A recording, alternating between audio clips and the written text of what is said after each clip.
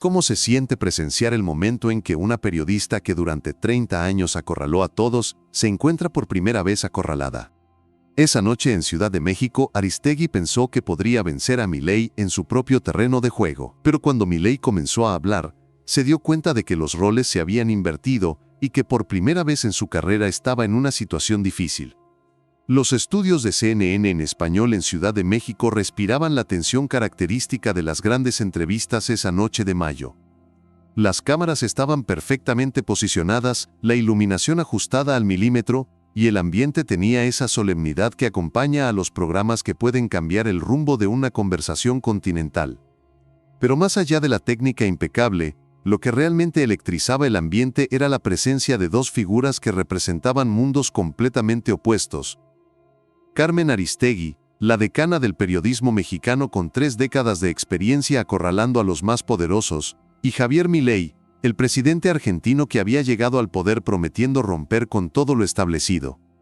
Carmen Aristegui ocupaba su lugar detrás del escritorio principal con esa autoridad natural que había perfeccionado durante décadas de confrontaciones periodísticas.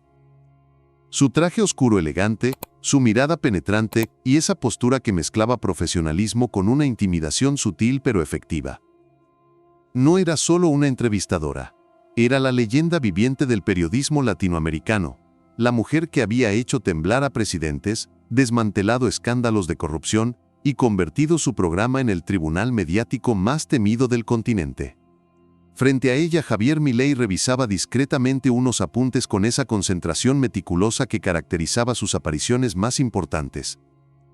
Su presencia contrastaba notablemente con la formalidad del estudio, cabello revuelto, gestos más espontáneos, una energía que parecía fuera de lugar en un ambiente diseñado para la solemnidad periodística. No parecía intimidado por estar frente a la periodista más respetada y temida de México. Si acaso, parecía curioso por observar de cerca cómo funcionaba la maquinaria del periodismo de élite mexicano. La entrevista había sido anunciada como el encuentro del año, la periodista más incisiva del continente frente al político más polémico de la nueva generación. Las expectativas eran enormes, y Aristegui había preparado meticulosamente su estrategia de interrogatorio, como había hecho durante 30 años con cada figura poderosa que había pasado por su programa. Aristegui había desarrollado durante décadas una metodología infalible, investigación exhaustiva previa, preguntas progresivamente incómodas y una presión sostenida que eventualmente quebrantaba la compostura de cualquier entrevistado. Era un ritual que había perfeccionado hasta el arte, una danza donde ella siempre llevaba el ritmo y donde sus invitados inevitablemente terminaban respondiendo preguntas que preferían evitar. Pero había algo que Aristegui no había calculado completamente. Frente a ella se sentaba alguien que no solo no temía a las preguntas incómodas, sino que tenía la capacidad de invertir los roles y convertir al entrevistador en entrevistado, transformar cualquier interrogatorio en una discusión técnica donde los datos podían ser más poderosos que las preguntas más afiladas. Presidente Milei, comenzó Aristegui con esa cadencia pausada que había perfeccionado en miles de entrevistas. Sus políticas económicas han generado controversia en todo el continente. ¿Cómo justifica medidas que muchos consideran extremas? Era una apertura clásica de Aristegui, una pregunta amplia diseñada para hacer que el entrevistado se comprometiera con una posición defendible, estableciendo el terreno para preguntas más específicas y potencialmente más incómodas. Milei la miró directamente a los ojos, sin prisa, y respondió con una tranquilidad que no anticipaba confrontación directa. Carmen, antes de hablar de mis políticas, me gustaría entender el contexto desde el cual me estás preguntando. ¿Cuál es tu evaluación del modelo económico mexicano actual? La pregunta cayó sobre el estudio como una piedra sobre agua tranquila. No era una respuesta, era una contrapregunta, y Aristegui no estaba acostumbrada a que sus entrevistados tomaran la iniciativa de esa manera. Bueno, respondió Aristegui, ligeramente descolocada pero manteniendo su compostura profesional, estamos aquí para hablar de Argentina, no de México. Por supuesto, continuó Milei con la misma tranquilidad, pero creo que para evaluar si mis políticas son extremas, como dices, necesitamos parámetros de comparación. ¿Te parece razonable? Era una maniobra sutil pero devastadora. Milei no había rechazado responder. Había condicionado su respuesta a que Aristegui proporcionara un marco de referencia que ella claramente no había preparado. Aristegui sintió que el control de la entrevista comenzaba a deslizarse de sus manos, pero decidió retomar la ofensiva. Presidente, usted ha implementado medidas de ajuste que han afectado a millones de argentinos. ¿No considera que estas políticas son socialmente irresponsables? Era una escalada clásica de Aristegui. Cuando la estrategia inicial no funcionaba, recurría a preguntas con carga moral, diseñadas para poner al entrevistado en una posición defensiva. Pero Milei no mordió el anzuelo. En lugar de defenderse, sacó su teléfono del bolsillo con movimientos deliberados. Carmen, dijo mientras deslizaba el dedo por la pantalla, ¿te importa si reviso algunos datos mientras discutimos la responsabilidad social? No esperó respuesta. Comenzó a leer con la tranquilidad de quien consulta información rutinaria. México, 2024. Pobreza extrema, 7.1% de la población. Pobreza moderada, 36.3%. Desigualdad medida por el coeficiente de Gini, 0.45. Inflación acumulada en los últimos 6 años, 34.2%. Los números cayeron sobre el silencio del estudio como bombas precisas. No eran ataques personales contra Aristegui, pero estaban cuestionando implícitamente el modelo económico del país desde donde ella lo interrogaba sobre responsabilidad social. Ahora, continuó Milei guardando el teléfono, hablemos de responsabilidad social. ¿Te parece responsable que un país con esos niveles de pobreza y desigualdad critique las medidas de ajuste de otro país? La pregunta flotó en el aire como una inversión completa de roles. Aristegui ya no era la entrevistadora incisiva, era una representante del sistema mexicano siendo cuestionada sobre los resultados de ese sistema. Aristegui intentó recuperar el control. Presidente, estamos aquí para hablar de sus políticas, no para que usted haga preguntas sobre México, comillas. Tienes razón, respondió Milei con una sonrisa que no tenía nada de condescendiente.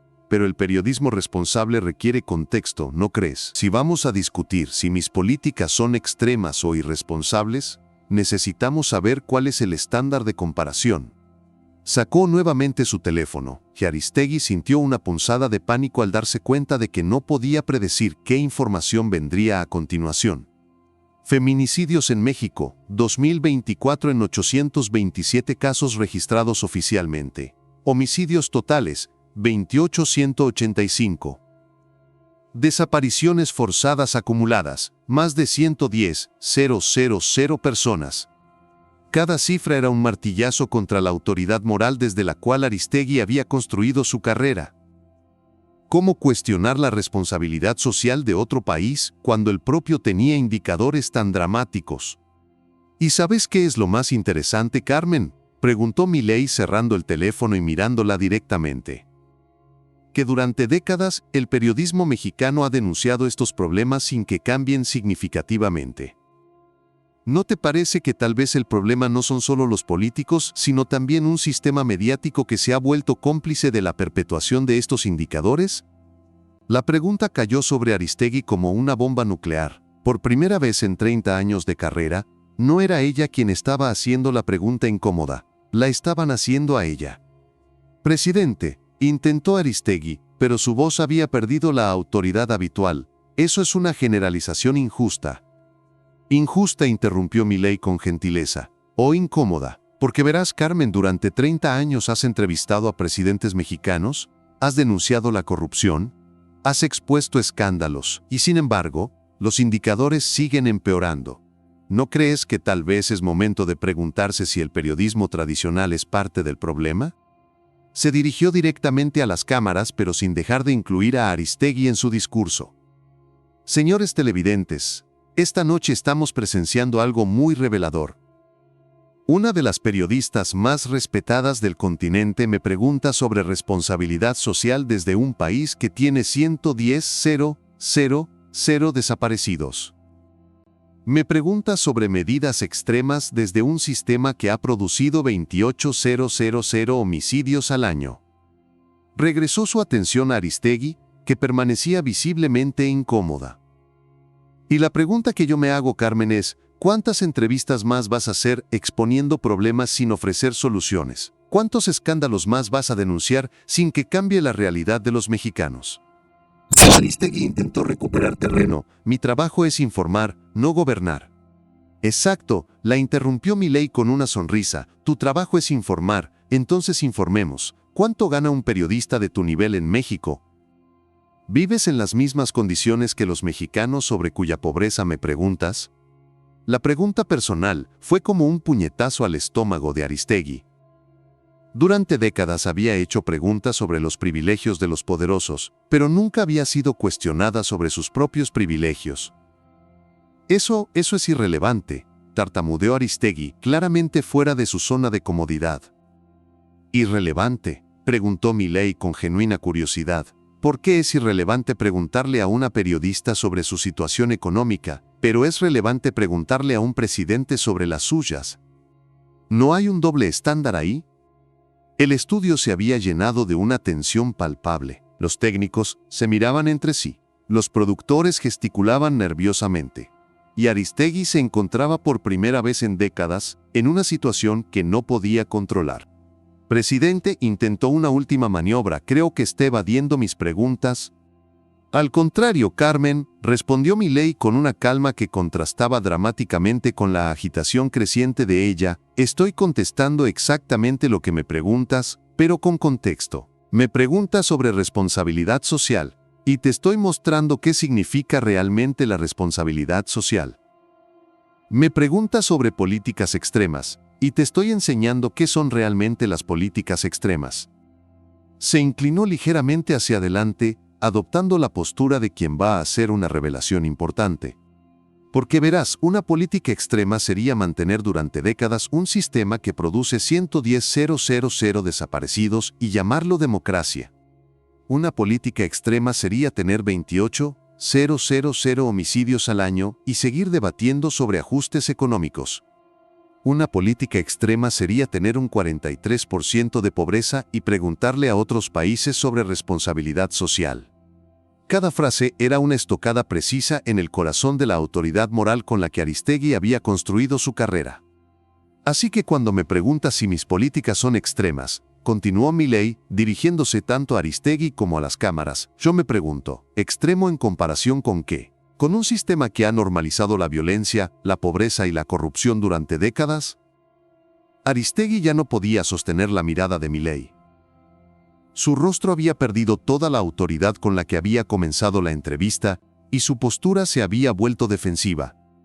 Y la pregunta más incómoda de todas, Carmen, dijo Milei adoptando un tono más personal, es esta: ¿cuántos años más vas a seguir haciendo las mismas preguntas, exponiendo los mismos problemas, sin que cambie nada? ¿No crees que tal vez es momento de cambiar el enfoque? El resto de la entrevista transcurrió en una atmósfera surrealista. Aristegui intentó retomar control con preguntas sobre Argentina, pero cada una de sus preguntas era respondida con datos y contrapreguntas que la ponían en una posición cada vez más incómoda. Por primera vez en su carrera, Carmen Aristegui había perdido el control absoluto de una entrevista. No solo había perdido el control, había sido convertida en la entrevistada. Había sido cuestionada sobre sus propias contradicciones. Había sido expuesta en sus propios métodos. Los días siguientes fueron particularmente difíciles para Aristegui. Acostumbrada a controlar la narrativa posterior a sus entrevistas más importantes, se encontró por primera vez con una situación donde los clips más virales no eran los momentos donde ella había acorralado al entrevistado, sino los momentos donde había sido acorralada. Sus asesores le recomendaron mantenerse en silencio sobre el tema, pero Aristegui no podía resistir la tentación de intentar recuperar terreno.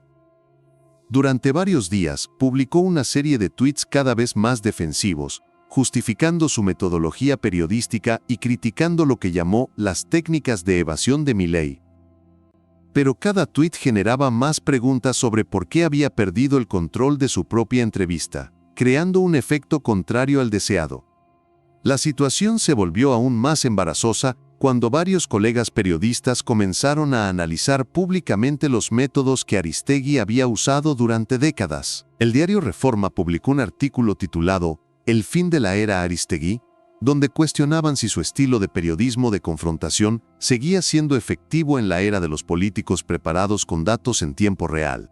Los fragmentos de la entrevista donde Milei le preguntaba sobre los desaparecidos, los homicidios y su propio nivel de vida se volvieron virales inmediatamente.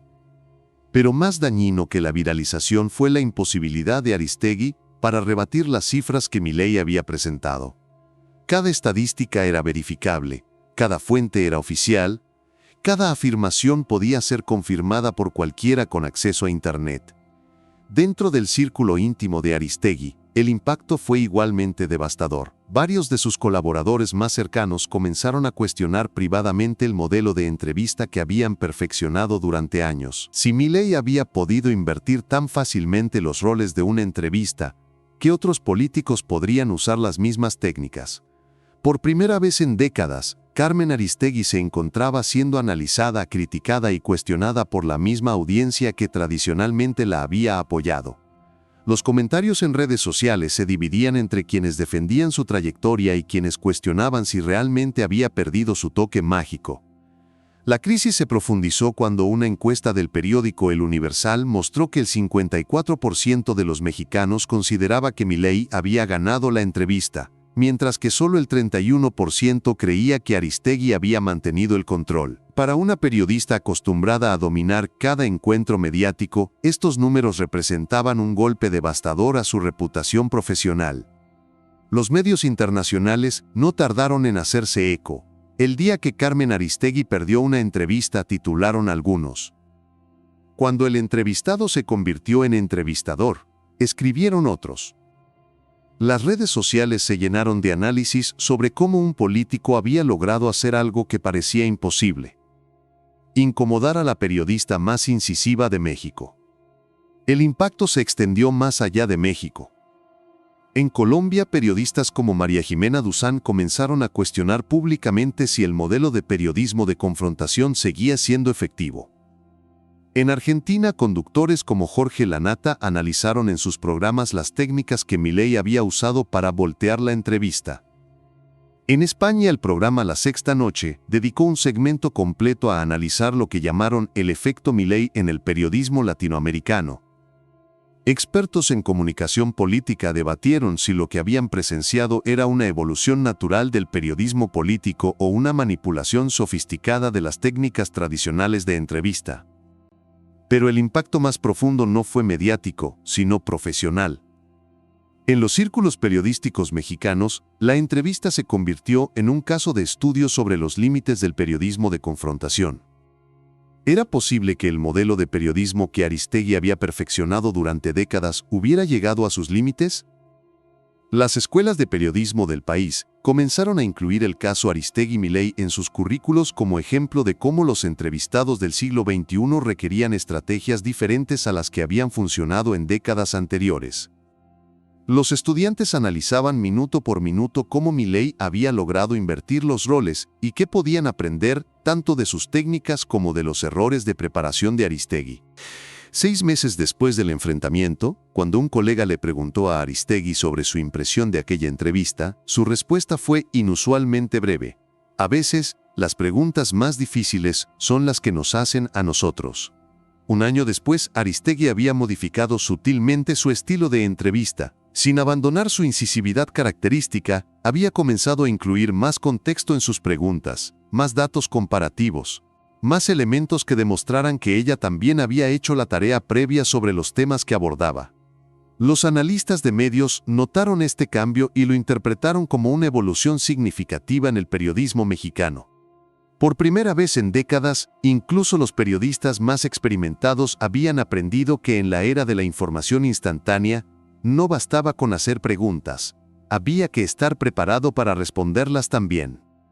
Y así, en los estudios de CNN en español en Ciudad de México, bajo las luces perfectamente calibradas y ante las cámaras más sofisticadas, se demostró que ninguna autoridad, ni siquiera la periodística, puede sobrevivir indefinidamente sin someterse al mismo escrutinio que aplica a otros. Esa noche, Carmen Aristegui aprendió la lección más difícil de su carrera: que en el mundo de las preguntas incómodas, tarde o temprano las preguntas más incómodas te las hacen a ti.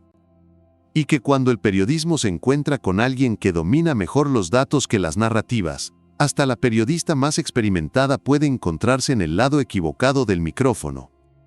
Si esta historia te hizo reflexionar sobre la importancia de que el periodismo también se someta al escrutinio que aplica a otros, suscríbete al canal y comparte este video. Porque hay momentos en que incluso los que hacen las preguntas se encuentran respondiendo, y ese momento ya llegó. Cuéntanos en los comentarios desde qué ciudad nos estás viendo, y qué opinas sobre los límites del periodismo de confrontación.